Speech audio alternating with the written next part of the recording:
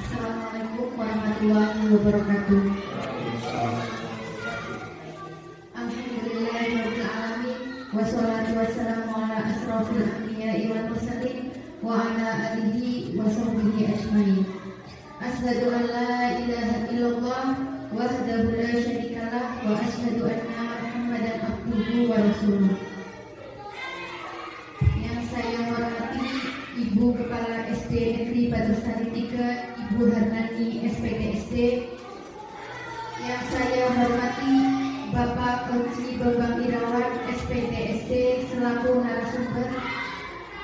Yang saya hormati dan saya banggakan rekan-rekan Dewan Guru SD Negeri Batursari 3. Syukur alhamdulillah kita panjatkan kepada Allah Subhanahu wa taala karena pada siang hari ini kita bisa hadir berkumpul dalam acara destinasi mobil 4 budaya positif calon penggerak angkatan 7 Kabupaten Brebes. Salawat dan salam semoga kiranya tetap tercurah kepada junjungan kita Nabi Muhammad SAW yang telah memberikan petunjuk jalan kebenaran, memberikan pencerahan dari zaman kegelapan menuju zaman yang terang benerang, yakni agama Islam. Bapak Ibu hadirin yang saya hormati, langsung saja akan saya bacakan susunan acara pada kegiatan destinasi hari ini. Acara yang pertama pembukaan, acara yang kedua kegiatan destinasi, acara yang terakhir penutup. Untuk mempersingkat waktu, marilah kita buka acara hari ini dengan bacaan basmalah secara bersama-sama. Menuju acara yang kedua yaitu sambutan dari Kepala Sekolah SD Negeri Batursari 3 kepada Ibu Harnani SPDSD. Waktu dan tempat kami persilakan.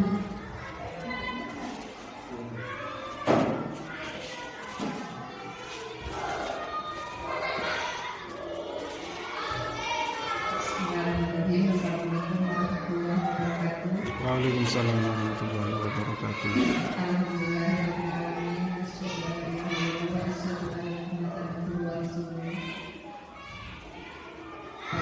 Bapak Guru SD Batursari yang saya hormati, Ibu Guru juga yang saya hormati pula.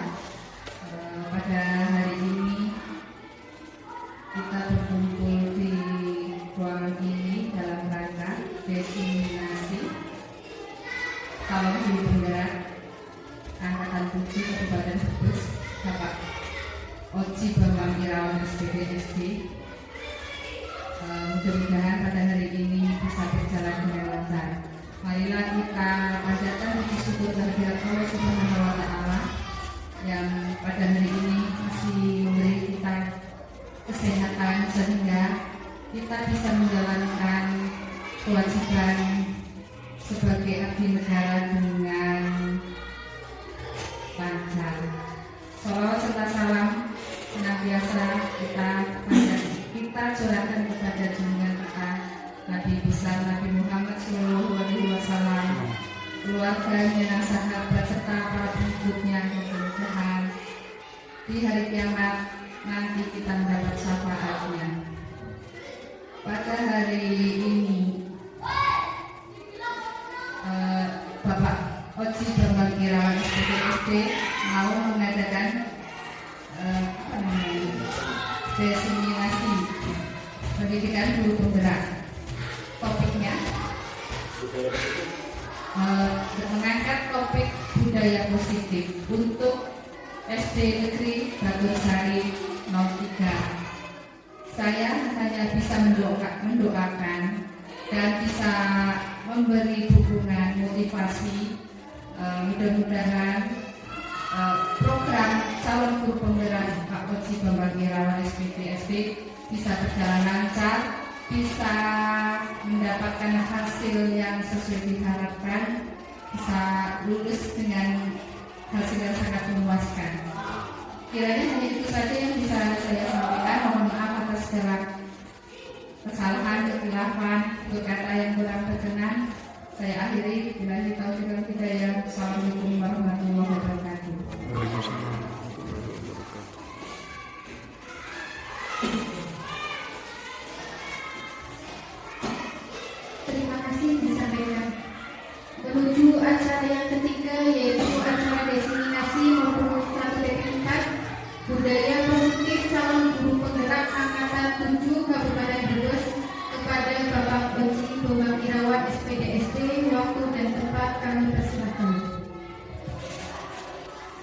terima kasih atas yang diberikan. Bismillahirrahmanirrahim. Assalamualaikum warahmatullahi wabarakatuh. Waalaikumsalam warahmatullahi wabarakatuh. Yang terhormat Ibu Kepala SD Baru 3, Ibu Hanyang SPSD, yang saya hormati dan yang saya banggakan rekan-rekan Dewan Guru SD Baru 3, yang semoga hari ini kita bersama-sama belajar untuk meningkatkan kualitas belajar di SD Baru 3. Bersyukur kepada Allah SWT yang telah memberikan kita rahmat sehingga hari ini kita dapat berkumpul dalam acara pengibasan atau diseminasi modul 1.4 budaya positif program pendidikan guru penggerak angkatan 7 Kabupaten Brebes. Salam serta salam semoga selalu tercurah kepada junjungan kita Nabi Muhammad SAW yang telah memberi kita petunjuk sehingga kita dapat menemukan makna iman yang sebenarnya. Langsung saja, untuk acara hari ini adalah kegiatan pengibasan modul 1.4 budaya positif. Mohon izin Ibu dan rekan-rekan, saya sedikit memberikan bukan menggurui tapi bersama-sama belajar tentang apa itu budaya positif, khususnya untuk SD kita, SD Batu-Sari 03. Nah, pertanyaan pertama, apa makna budaya positif? Apa contoh penerapan positif yang telah kita terapkan di sekolah kita? Mari kita bersama-sama belajar. Nah, budaya positif itu sendiri adalah nilai-nilai dan kebiasaan-kebiasaan di sekolah yang berpihak pada peserta didik agar mereka dapat berkembang menjadi pribadi yang kritis, penuh hormat dan bertanggung jawab. Intinya bahwa guru dan warga sekolah bersama-sama belajar bagaimana nilai-nilai dan kebiasaan-kebiasaan apa saja yang bisa kita terapkan yang dapat berimbas pada perkembangan pribadi siswa yang kritis, penuh hormat dan bertanggung jawab. Intinya ada di poin kritis, penuh hormat dan bertanggung jawab.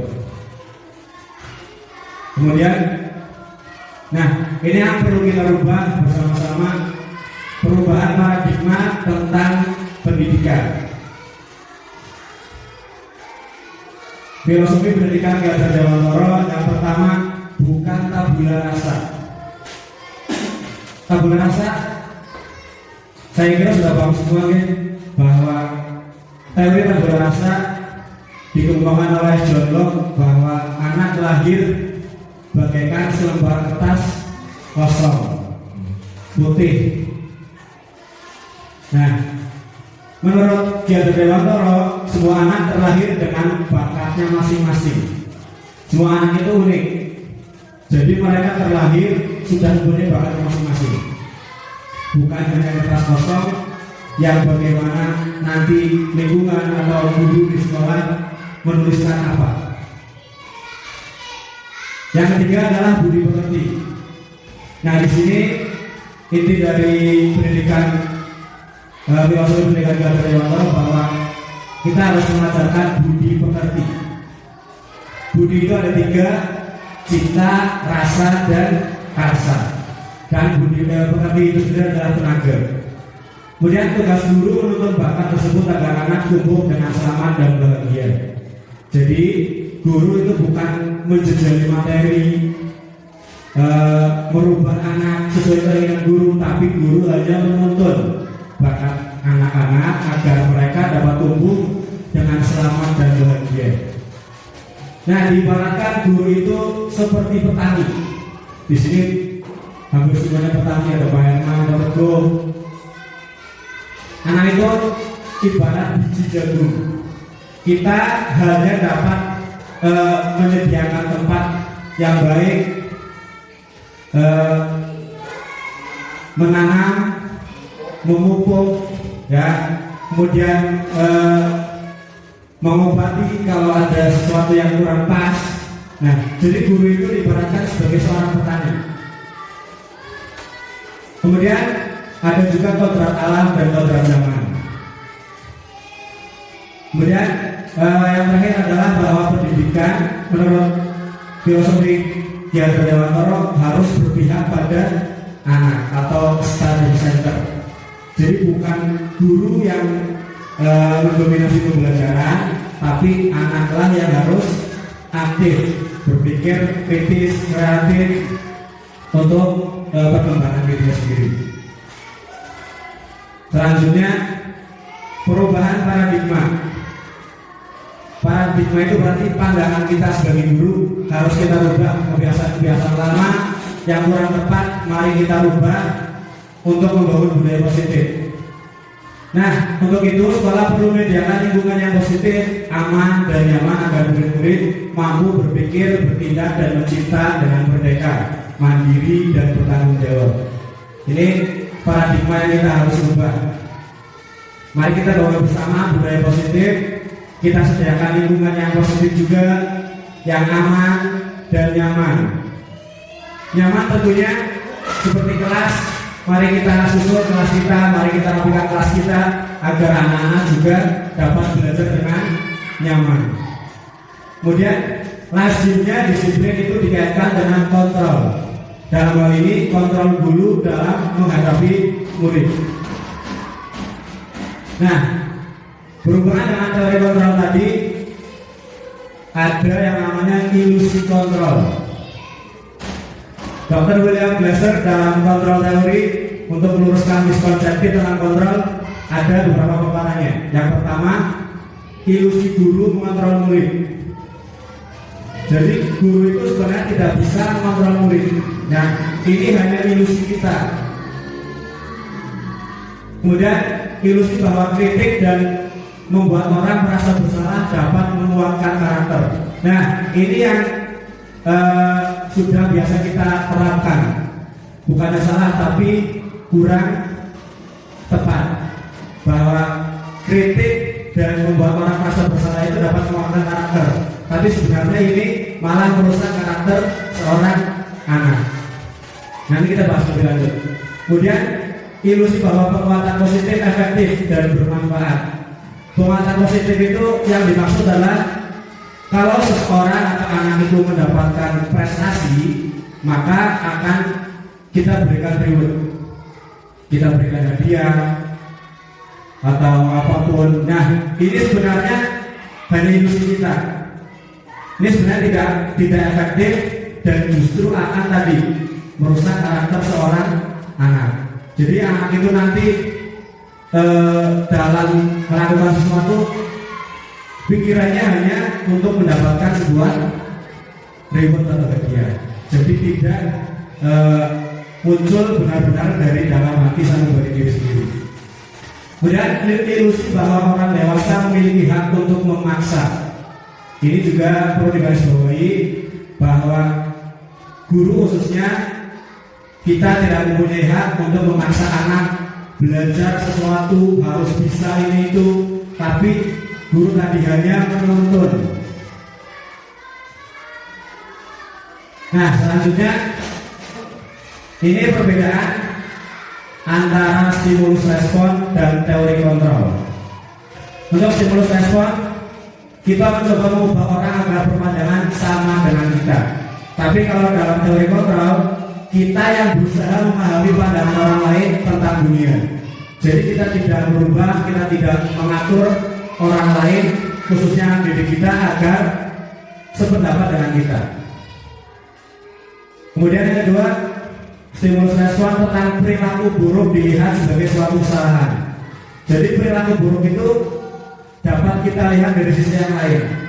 Perilaku buruk jangan hanya kita lihat sebagai suatu kesalahan. Tapi menurut teori kontrol, semua perilaku memiliki tujuan, baik itu positif atau yang mungkin buruk, pasti ada tujuan yang perlu kita telusuri. Kemudian stimulus respon mengenai orang lain bisa mengontrol saya. Padahal menurut teori kontrol hanya Anda yang bisa mengontrol diri Anda sendiri. Kemudian saya bisa mengontrol orang lain. Menurut teori kontrol Anda tidak bisa mengontrol orang lain. Pemaksaan ada pada saat bujukan gagal.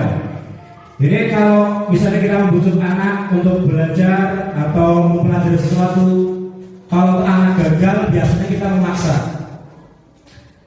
Tapi kalau menurut teori kontrol, kita adakan kolaborasi dan kesepakatan menciptakan pilihan-pilihan yang baru, bukan untuk memaksa.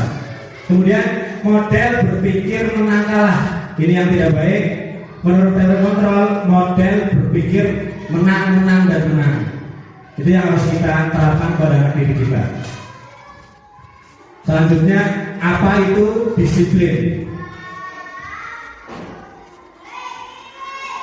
Nah, Bapak Ibu yang saya hormati, kata disiplin sering dikaitkan dengan tata tertib, teratur, dan kepatuhan pada suatu peraturan. Itu yang sudah kita biasa tanamkan pada anak. Kata disiplin juga sering dihubungkan dengan hukuman. Padahal itu sungguh berbeda, karena belajar dengan disiplin tidak harus dengan memberi hukuman. Justru itu adalah salah satu alternatif terakhir, dan kalau perlu tidak digunakan sama sekali. Ini yang perlu kita renungkan bersama, bahwa selama ini kalau anak didik kita membuat suatu kesalahan, ujung-ujungnya pasti akan dihukum, mendapatkan hukuman atau sanksi. Tujuannya tadi memang untuk kedisiplinan, tapi ini sebenarnya hanya alternatif terakhir. Ada cara-cara lain yang bisa kita terapkan untuk menerapkan kedisiplinan.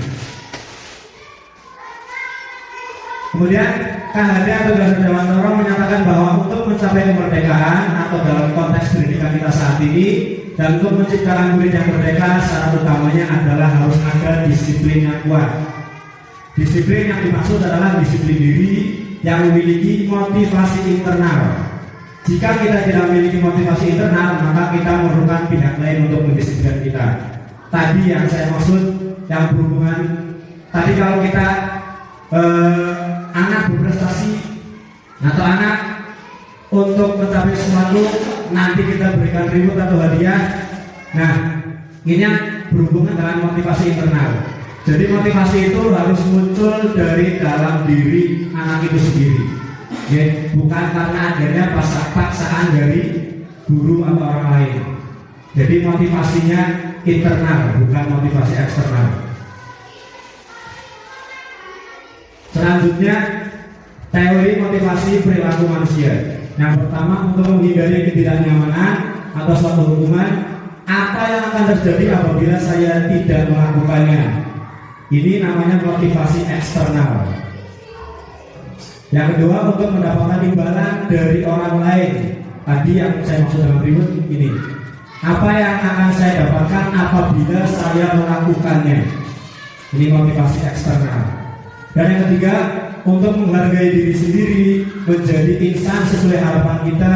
Saya akan menjadi orang yang seperti apa apabila saya melakukannya. Ini motivasi internal, tujuan disiplin positif. Nah, kalau yang 1-2 ini namanya motivasi eksternal, karena ini berhubungan yang pertama dengan hukuman atau sanksi, dan yang kedua adalah imbalan atau reward tadi. Jadi yang tepat adalah yang ketiga, untuk menghargai diri sendiri. Tujuannya adalah menghargai diri sendiri. Jadi motivasinya keluar dari dalam diri sendiri atau motivasi internal. Nah, selanjutnya ini yang kita namakan budaya positif, berawal dari peraturan kelas. Ini kalau yang sudah kita biasa terapkan di kelas adalah peraturan kelas, anak dilarang ini, anak dilarang itu. Nah, yang harus kita terapkan adalah keyakinan kelas, bukan peraturan kelas. Kalau keyakinan kelas itu adalah muncul dari dalam diri anak didik kita. Dari keyakinan kelas akan muncul lingkungan positif. Dari lingkungan positif akan menjadi budaya positif. Ini muatannya. Nah, Bapak Ibu yang saya hormati, keyakinan kelas, hukuman dan penghargaan. Ada pertanyaan, kok mengapa tidak peraturan saja? Mengapa harus keyakinan kelas? Nah, yang pertama ada sebuah pertanyaan. Mengapa kita memiliki peraturan harus menggunakan helm bila mengendarai kendaraan roda 2? Kira-kira panjenengan semua kalau memakai helm saat berkendara tujuannya apa Bapak Ibu? Selamatan. Nah, yang benar kan karena untuk melindungi kepala, melindungi bagian tubuh kita agar saat kemungkinan terjadi kecelakaan kita lebih Aman. safety, lebih aman. Tapi ada lagi keyakinan bahwa menggunakan helm itu hanya untuk menghindari razia atau polisi. Itu motivasi yang tidak baik, yang keliru. Kemudian, mengapa kita memiliki peraturan 3M? Menggunakan masker, mencuci tangan, dan menjaga jarak 1,5 meter. Ini juga motivasi internalnya yang positif adalah untuk kesehatan kita sendiri. Oke? Bukan karena ini peraturan pemerintah. Dan yang ketiga, mengapa kita memiliki peraturan harus datang tepat waktu pada saat mengikuti pelatihan? Jawabannya mungkin beragam. Karena takut dimarahi, atau yang positif karena kita mungkin takut ketinggalan materi sehingga kita tidak lulus dengan sempurna.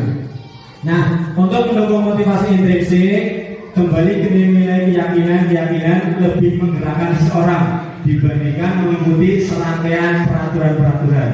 Jadi yang perlu kita kembangkan adalah nilai-nilai atau keyakinan, bukan peraturan. Nah, ini yang perlu kita kembangkan di kelas kita masing-masing, Bapak Ibu. Mari kita munculkan keyakinan kelas. Keyakinan kelas itu sendiri adalah nilai-nilai kebajikan atau prinsip-prinsip universal yang disepakati bersama secara universal lepas dari latar belakang suku, negara, bahasa maupun agama. Menurut dosen, suatu keyakinan akan lebih memotivasi seseorang dari dalam atau intrinsik. Seseorang akan lebih bersemangat untuk menjalankan keyakinannya daripada hanya sekedar mengikuti serangkaian peraturan. Itu yang disebut keyakinan kelas. Nah, dari keyakinan kelas tadi kita terapkan di kelas kita masing-masing. Keyakinan kelas itu bersifat abstrak daripada peraturan yang lebih rinci dan konkret. Kata-kata itu lebih abstrak. Kemudian keyakinan kelas berupa pernyataan-pernyataan yang universal, yang umum. Yang ketiga, pernyataan keyakinan kelas senantiasa dibuat dalam bentuk positif. Keyakinan kelas sebenarnya tidak terlalu banyak sehingga mudah diingat dan dipahami oleh anak. Semua warga kelas sebaiknya ikut berkontribusi dalam membuat kegiatan kelas lewat curah pendapat. Jadi kita adakan curah pendapat tentang keyakinan kelas. Nah, keyakinan kelas itu muncul dari diri dalam anak sendiri, bukan dari guru. Kemudian bersedia meninjau kembali keyakinan kelas dari waktu ke waktu. Ini untuk evaluasi, kalau sudah kita buat, perlu kita tinjau kembali masih relevankah atau tidak. Nah, selanjutnya ini ada contoh tentang peraturan dan keyakinan kelas. Kalau peraturan, contohnya di kelas selalu membalikan buku ke tempatnya. Misalnya anak setelah membaca peraturan kelasnya selalu membalikan buku ke tempatnya. Tapi kalau keyakinan kelas, kita buat kata-kata tanggung jawab. Jadi anak itu merasa bertanggung jawab sendiri. Kalau sudah membaca, berarti harus dikembalikan.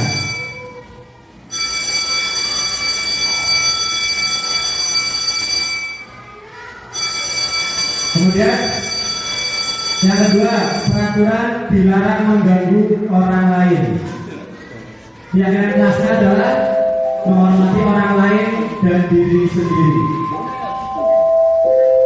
Kemudian hadir di sekolah 15 menit sebelum pembelajaran dimulai. Kita ganti dengan menghormati orang lain, komitmen pada tujuan atau berkomitmen. Kemudian kalau ada peraturan dilarang melakukan kekerasan, keyakinan kelasnya adalah keselamatan, menghormati orang lain. Kemudian dilarang menggunakan narkoba. Ini kita buat keyakinan kelas yaitu kesehatan. Kemudian peraturan bergantian atau menunggu giliran, kita jadikan keyakinan kelas menghormati orang lain dan kesabaran. Kemudian kalau ada peraturan kelas wajib menggunakan masker, keyakinan kelasnya adalah kesehatan dan keselamatan. Dan kalau jangan berlari-lari di kelas atau koridor, kita gunakan keyakinan kelas keselamatan dan keamanan. Nah, ini contoh penerapan kelas yang sudah saya buat. Langkah yang pertama, guru membimbing siswa membuat keyakinan kelas. Kita paparkan itu apa yang dimaksud dengan keyakinan kelas. Kita paparkan mengenai makna dari keyakinan kelas sehingga anak didik kita paham. Kemudian setelah kita sampaikan mengenai keyakinan kelas, siswa menulis dan menempelkan hal yang diharapkan. Kita sampaikan hal-hal apa saja yang diharapkan oleh siswa ketika berada di kelas. Kemudian guru dan siswa merangkum keyakinan kelas untuk dijadikan kesepakatan kelas.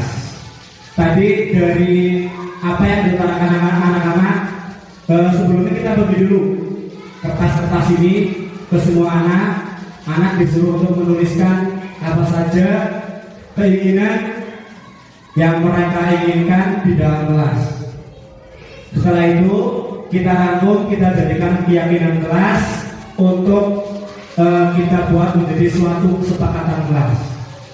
Nah, setelah jadi suatu keyakinan kelas, kita tanda tangani bersama. Guru dan siswa menandatangani kesepakatan kelas yang dibuat. Kalau untuk ini bisa kita buat perwakilan kelas, ketua, wakil, sekretaris atau bendaharanya saja yang menandatangani sebagai perwakilan satu kelas. Selanjutnya,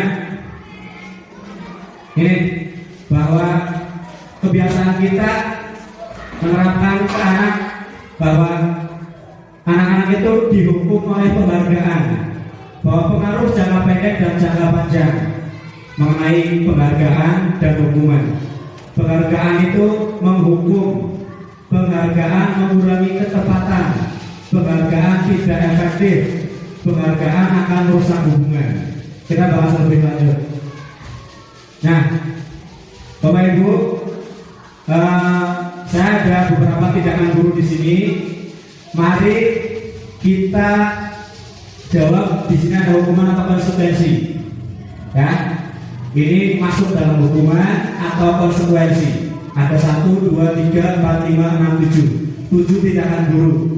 Menurut Bapak Ibu, yang pertama, mencatat 100 kali di dalam buku kalimat saya tidak akan terlambat lagi karena terlambat ke sekolah.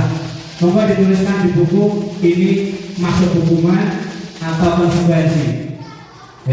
Setelah itu nanti kita koreksi untuk mengetahui seberapa jauh pemahaman Bapak Ibu tentang hukuman dan konsekuensi. Kemudian yang kedua, lari mengelilingi lapangan basket 2 kali karena terlambat dari sekolah. Ini masuk hukuman atau konsekuensi. Yang ketiga, murid diminta untuk push up 15 kali karena tidak menggunakan masker ke sekolah. Berikutnya, menggantikan kertas tugas teman yang telah dicoret-coret. Ini masuk hukuman atau konsekuensi. Membersihkan tumpahan air di meja karena tersenggol pada saat belajar. Berikutnya, meminta murid tidak mengenakan sepatu seharian karena tidak mengenakan sepatu hitam. Mungkin pada saat hari Senin. Lari mengelilingi lapangan basket 2 kali karena terlambat 10 menit untuk pelajaran PJOK. Menurut Bapak Ibu, yang pertama ini masuk hukuman atau konsekuensi? Hukuman. Hukuman. Yang kedua? Hukuman. Nah.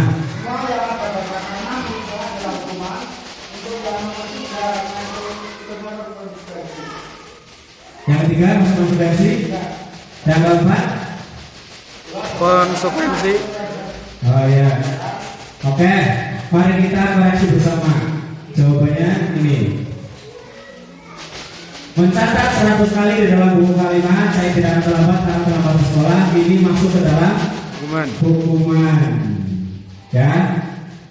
Yang kedua, lari dari lapangan 2 kali karena terlambat, ini masuk hukuman juga. Yang ketiga, murid diminta push up 15 kali karena tidak menggunakan masker di sekolah, juga masuk hukuman. Menggantikan kertas tugas teman yang telah dicoret-coret, ini baru masuk konsekuensi. Membersihkan tumpahan air di meja karena tersenggol saat belajar, juga masuk konsekuensi. Murid disuruh untuk mengenakan sepatu seharian karena tidak mengenakan sepatu hitam, juga masuk hukuman. Lari mengelilingi lapangan basket 2 kali karena terlambat 10 menit, juga masuk kalau ini konsekuensi. Ya, coba kita telah bersama-sama. Nah, ini penjelasan tentang jawaban tadi. Kenapa masuk hukuman? Kalau hukuman adalah sesuatu yang menyakitkan harus terjadi, itu masuk hukuman. Tapi kalau konsekuensi, sesuatu harus terjadi, ini belum tentu sesuatu yang menyakitkan. Yang kedua, membuat anak sakit baik fisik maupun hati untuk jangka waktu yang lama. Kalau kita terapkan hukuman, walaupun itu tidak dalam bentuk fisik, tapi juga bisa jadi anak akan sakit hati. Ini bisa terjadi dalam jangka waktu yang lama. Kalau sebuah konsekuensi, membuat anak merasa tidak nyaman dalam jangka waktu yang pendek. Paling anak banyak akan merasa, oh ya, saya telah melakukan kesalahan. Itu kalau sebuah konsekuensi. Anak membenci kedisiplinan, ini kalau hukuman. Karena kedisiplinan tadi sesuatu yang dipaksakan, dengan adanya hukuman, lama-lama anak juga akan merasa benci terhadap disiplinan tadi, karena ujung-ujungnya akan dihukum. Kalau konsekuensi, anak menghargai disiplin. Kemudian kalau hukuman itu sebuah paksaan, kalau konsekuensi stimulus tanggapan, mendorong anak menyakiti diri sendiri. Kalau konsekuensi mendorong anak agar mudah menyesuaikan diri. Hukuman konsep diri yang buruk, konsekuensi konsep diri yang baik. Anak belajar untuk menyembunyikan kesalahan, ini kalau hukuman. Tapi kalau konsekuensi, anak belajar untuk mematuhi suatu peraturan. Dia marah, merasa bersalah, dipermalukan, merasa tidak dihargai, ini kalau kita terapkan suatu hukuman. Tapi kalau suatu konsekuensi, anak banyak akan kehilangan hak, dibuat tidak nyaman, diasingkan untuk sementara waktu. Kita kembali lagi ke sini. Ini ya. Jadi yang perlu kita terapkan ini adalah suatu konsekuensi. Menggantikan kertas tugas teman yang telah dicoret-coret. Kalau ada anak yang mencoret-coret kertas temannya, bisa kita suruh untuk menggantikan. Mungkin anak sedikit kesal, tapi karena ini sebuah konsekuensi dari tindakan yang telah dilakukan, lama-lama dia juga akan memahami. Kemudian membersihkan tumpahan air di meja karena tersenggol. Ini juga suatu konsekuensi, ya. Anak membersihkan menumpahkan air, itu sudah dibersihkan. Itu resiko dari sebuah tindakan anak yang teledor, bukan suatu hukuman. Kemudian lari memilih lapangan basket 2 kali karena terlambat 10 menit untuk pelajaran kejokan. Ini memang sedikit menyakitkan, tapi ini memang sebuah konsekuensi dari keterlambatan tadi, bukan suatu hukuman.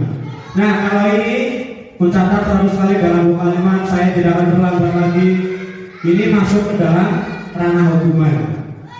Anak bisa jadi merasa sakit hati, capek, nulis seperti ini, kemudian nanti harus dibacakan di depan kelas. Ini akan membuat trauma anak dalam waktu yang lama. Itu tadi perbedaan hukuman dan konsekuensi. Kita lanjutkan. Ada 5 macam kebutuhan dasar manusia. Yang pertama adalah cinta kasih atau merasa diterima. Ini bisa dalam keluarga, lebih khusus lagi di sekolah kita. Kemudian penguasaan, kebebasan, kesenangan, dan survival. Ini 5 kebutuhan dasar manusia yang perlu pendidik pahami bahwa anak membutuhkan ini. Selanjutnya ada sebuah kasus.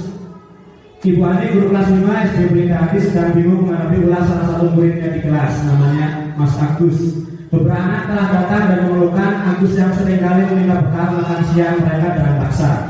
Jika Anda menghadapi situasi seperti ini, Ibu Ani, apa yang akan Anda lakukan? Menurut Anda kira-kira apa alasan Agus melakukan hal itu?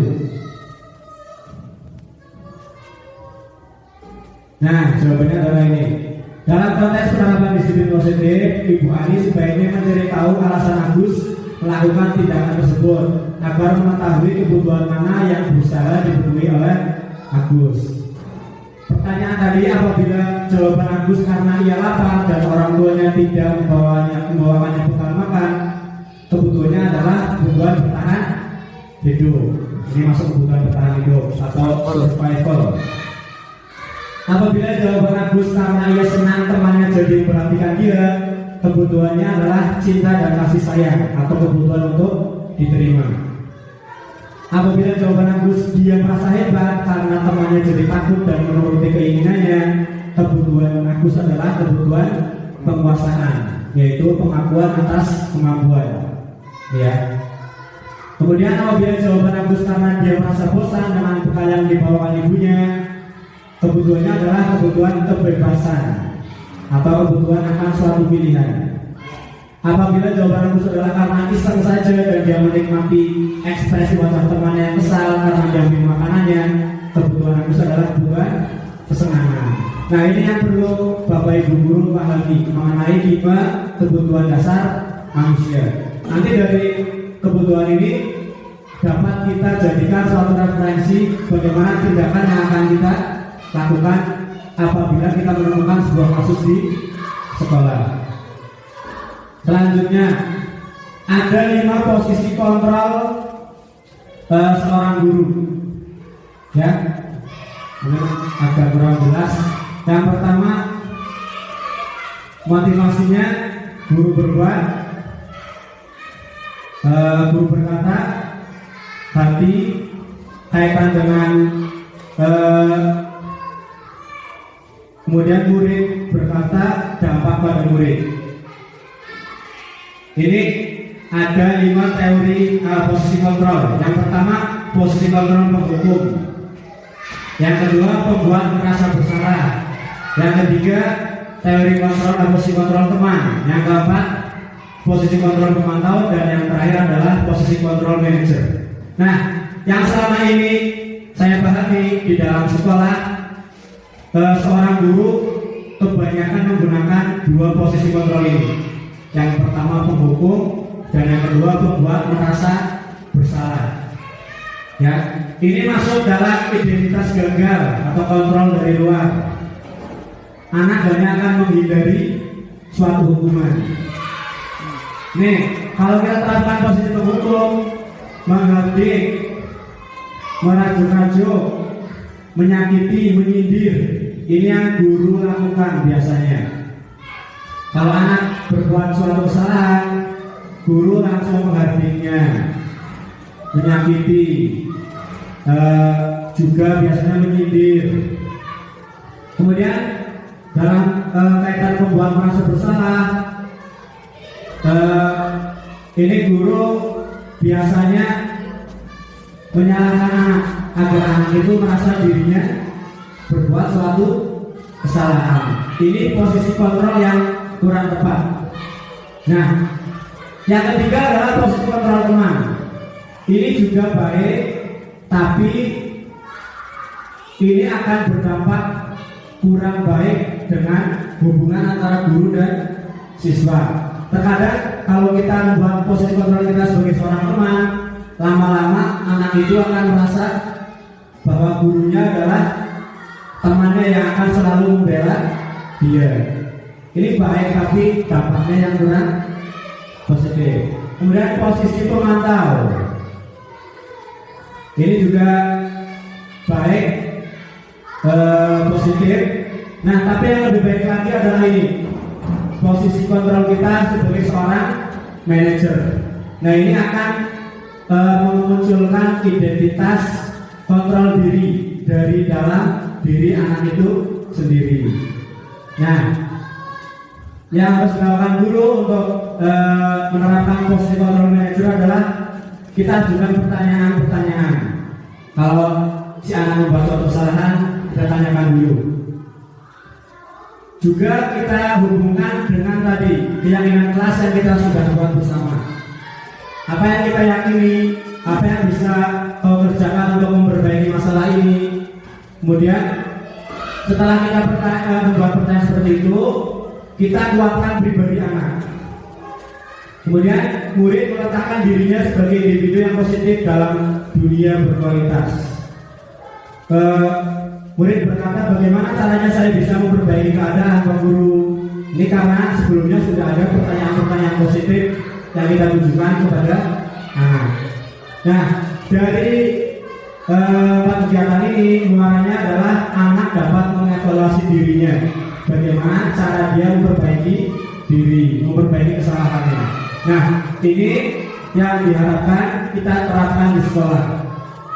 Posisi kontrol yang kelima yaitu posisi kontrol manajer, agar anak dapat menghargai diri sendiri.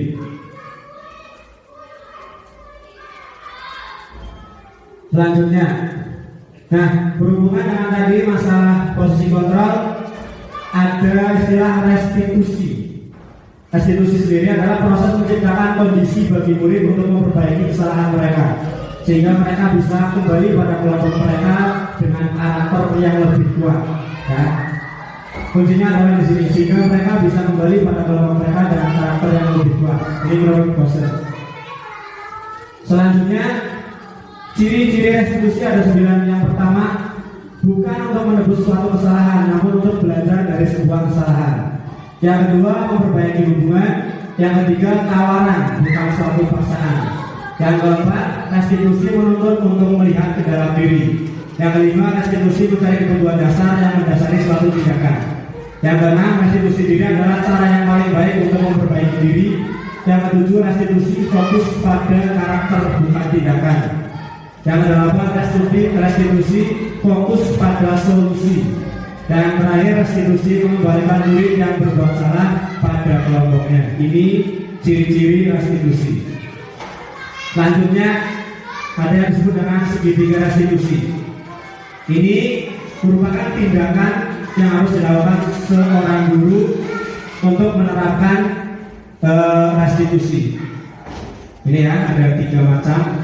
Yang pertama, validasi tindakan yang salah, menanyakan keyakinan, dan menstabilkan identitas. Ini pertanyaan yang dapat diajukan oleh seorang guru ketika menemui masalah anak di sekolah. Kamu tentu punya alasan mengapa kamu melakukan itu. Ini yang dapat Pak Guru tanyakan kepada anak. Adakah cara yang lebih baik, efektif untuk mendapatkan apa yang kamu butuhkan? Nilai-nilai apa yang telah kita sepakati? Tadi ini berhubungan dengan keyakinan kelas. Kamu ingin menjadi orang yang seperti apa? Kemudian untuk menstabilkan identitas, setiap kita bisa ajukan pertanyaan. Setiap orang pasti pernah melakukan sebuah kesalahan. Ini untuk menstabilkan identitas anak. Dan kamu bukan satu-satunya yang pernah melakukan ini. Ini untuk menstabilkan identitas. Nah, yang langkah pertama yang kita lakukan adalah ini, validasi tindakan yang salah. Apakah anak-anak itu yang tadi berbuat salah itu memang dia melakukan suatu kesalahan? Ini perlu kita validasi dengan mengajukan 2 pertanyaan ini. Setelah kita yakin bahwa anak itu berbuat suatu kesalahan, kita tanyakan keyakinan kelas yang sudah kita buat bersama. Ya, nilai-nilai apa yang telah kita sepakati, kamu ingin jadi orang yang seperti apa. Baru setelah anak menyadari kesalahannya, kemudian dihubungkan dengan keyakinan kelas, kita stabilkan identitas anak dengan mengungkapkan seperti ini. Setiap orang pasti pernah melakukan suatu kesalahan, dan kamu bukan satu-satunya yang pernah melakukan kesalahan ini. Jadi anak itu tidak merasa bahwa dirinya tadi bersalah dan akan berdampak buruk untuk jangka waktu yang lama. Tapi kalau kita stabilkan identitas, anak akan melihat ke dirinya sendiri dengan pertanyaan ini. Nah, ini dokumentasi penerapan segitiga restitusi yang sudah saya laksanakan, menangani siswa bermasalah dengan penerapan segitiga restitusi. Dengan tadi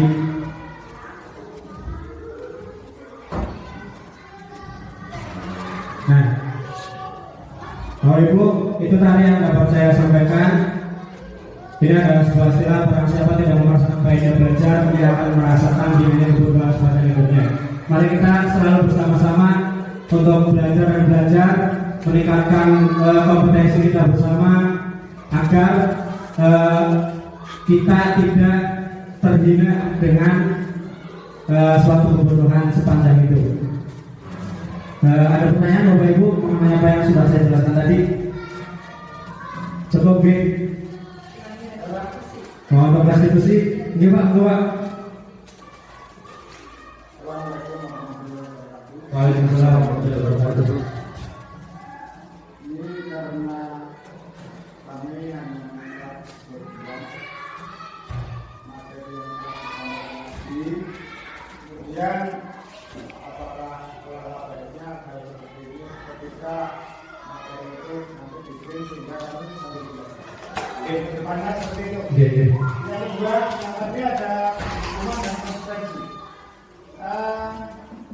Akibat dari konsekuensi dari hukuman tersebut, itu kan kita tahu bahwa di lapangan itu kita masih banyak hal-hal yang dilakukan oleh anak seolah-olah anak itu kadang-kadang mengganggu situasi dalam kegiatan belajar ada di kelas.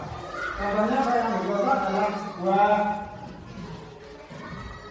apa yang harusnya tidak terjadi, yaitu kadang anak itu aktif dalam mengikuti sebuah kegiatan pembelajaran kelas, tapi kadang dengan diam-diam membawa mainan sehingga dalam waktu tidak tertentu itu akhirnya dia bermain dengan mainan itu.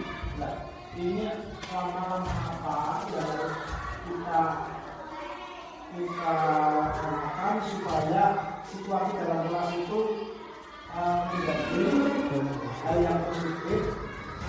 Apakah itu masuk ke nanti masuk ke ranah hukuman atau terima kasih. Betul, Pak Herman, atas pertanyaannya. Yang pertama, untuk materi nanti bisa saya print out untuk dipelajari bersama-sama supaya dapat lebih jelas.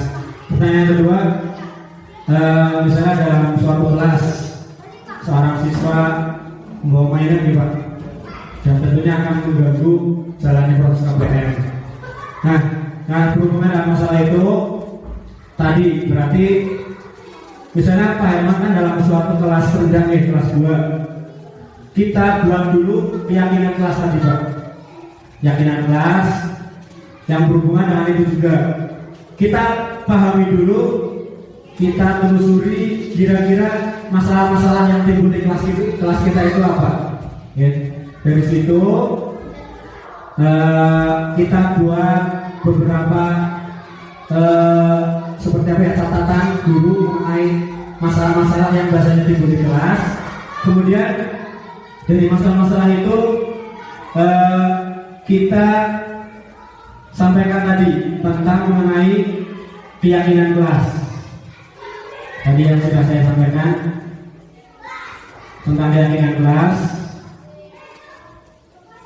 Nah, ini kita buat suatu keyakinan kelas yang berhubungan dengan masalah-masalah yang kita temukan tadi. Nah, tapi bukan kita yang membuat sendiri keyakinan kelas tadi, tapi dengan kita menyampaikan apa itu keyakinan kelas, kemudian kita buat pertanyaan pemantik atau pancingan supaya anak itu dapat memunculkan keyakinan kelas, salah satunya tadi.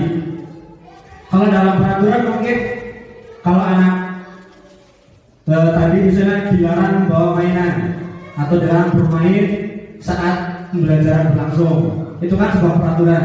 Tapi kalau dalam keyakinan kelas bisa kita gunakan hal lainnya. Tadi ya, misalnya tadi dilarang misalnya ini, jangan berlari di kelas. Ini kan hampir sama dengan masalah tadi. Intinya tentang mengganggu pembelajaran. Jadi kita terapkan tentang menghormati orang lain, keselamatan atau keamanan, tanggung jawab. Ini bisa kita terapkan untuk membuat suatu keyakinan kelas. Nah, dari keyakinan kelas tadi, anak disuruh kita tanyakan pertanyaan romantik atau pancingan. Kira-kira keyakinan kelas kita apa? Kalau ada anak-anak yang suka bermain sendiri, ya, Bapak Ibu pertanyakan seperti itu, nanti anak menjawab. Nah, kalau misalnya jawabannya jangan membawa mainan ke guru, anak-anak tidak boleh bawa mainan. Oke, kita jadikan suatu keyakinan kelas.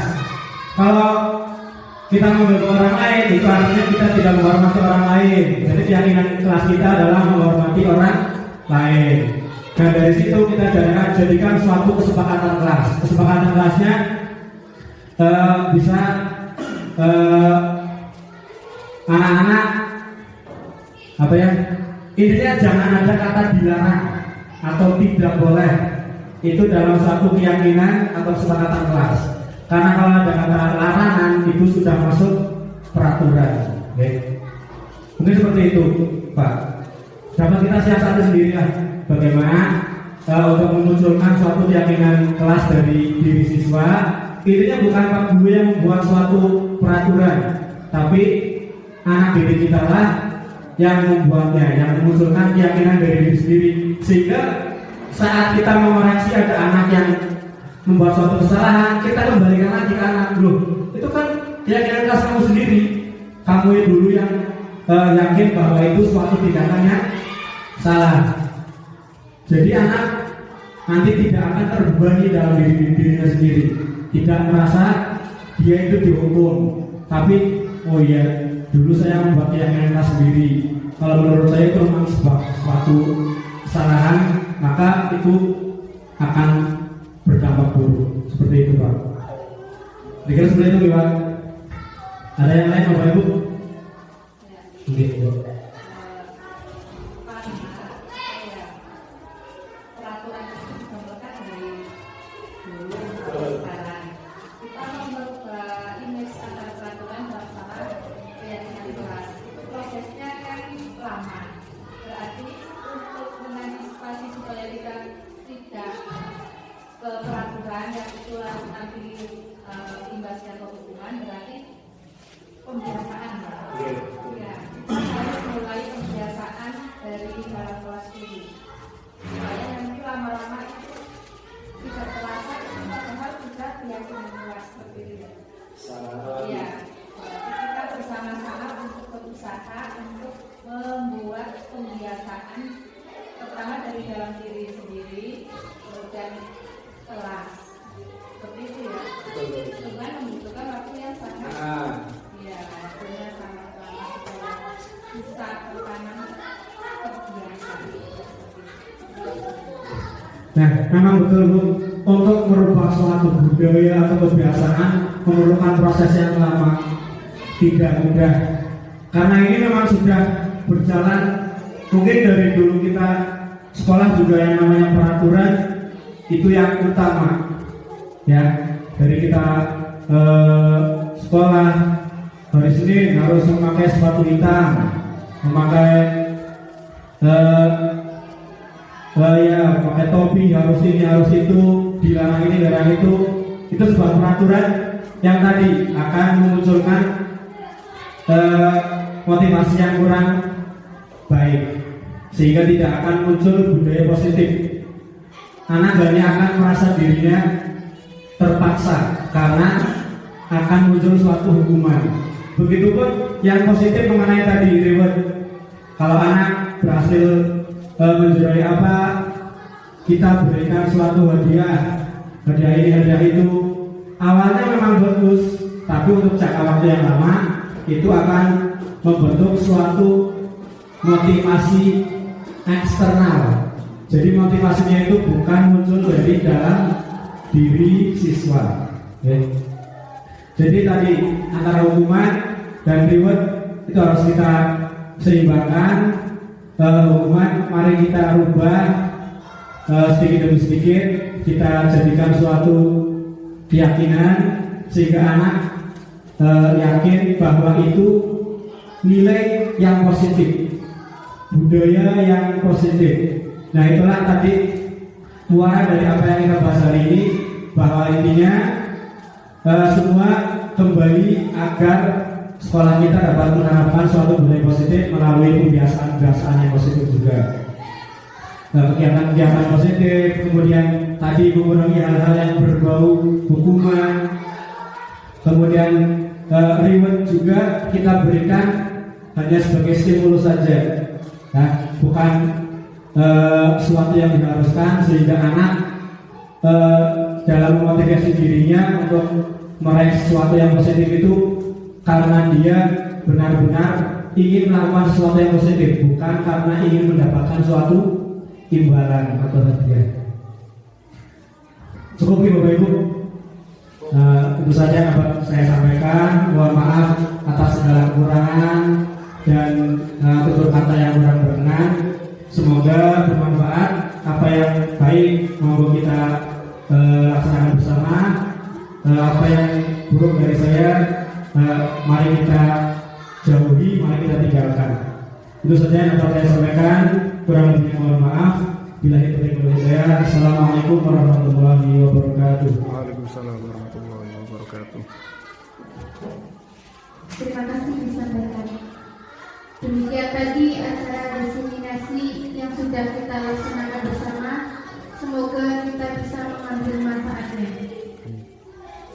Menuju acara yang terakhir, yaitu penutup. Mari kita tutup acara hari ini dengan bacaan hamdalah bersama. Alhamdulillah.